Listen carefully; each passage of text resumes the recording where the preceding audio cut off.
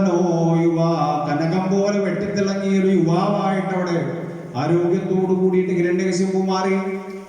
കണ്ണു തുറന്നപ്പോ ബ്രഹ്മാവിനെ കണ്ടപ്പോഴേക്കും വീട് നമസ്കരിച്ചു. കൽപ്പാന്തേ കാലസൃഷ്ടേന, സ്തുതിക്കാൻ തുടങ്ങിയപ്പോ പറഞ്ഞു മതി, ഇനി ഇതുപോലെ സ്തുതിച്ചിട്ട് ഒരു ഭക്തൻ വേറെ ഇല്ല, ഇനി സ്തുതിക്കാൻ ആർക്കും പറ്റുമെന്ന് എനിക്ക് തോന്നുന്നില്ല. അതുകൊണ്ട് സ്തുതിയൊക്കെ അവിടെ നിൽക്കട്ടെ, നിനക്ക് എന്താ വരം വേണ്ടത്? വരം വേണം. എന്ത്? മൃത്യുർമാ ഭൂൻ മമ പ്രഭോ, എനിക്ക് മരണം ഉണ്ടാവരുത്. ബ്രഹ്മാവ് പറഞ്ഞു തരാൻ പറ്റില്ല. എന്താ? എനിക്ക് പോലും ആയുസ് നിശ്ചയിച്ചു വെച്ചിട്ടുണ്ടെങ്കിൽ പിന്നെ നിനക്ക് മരണമില്ല എന്ന് പറഞ്ഞുകൊണ്ട് എനിക്ക് അനുഗ്രഹിക്കാൻ പറ്റുമോ? അത് പറ്റില്ല. അതുകൊണ്ട് മാറ്റി ചോദിച്ചോളൂ. എങ്കിൽ കുറെ വരം ചോദിക്കും, ആയിക്കോട്ടെ. അങ്ങനെ ആയപ്പോഴാണ് മരണം വരാനുള്ള പഴുതുകളെ മുഴുവൻ അടച്ചത്.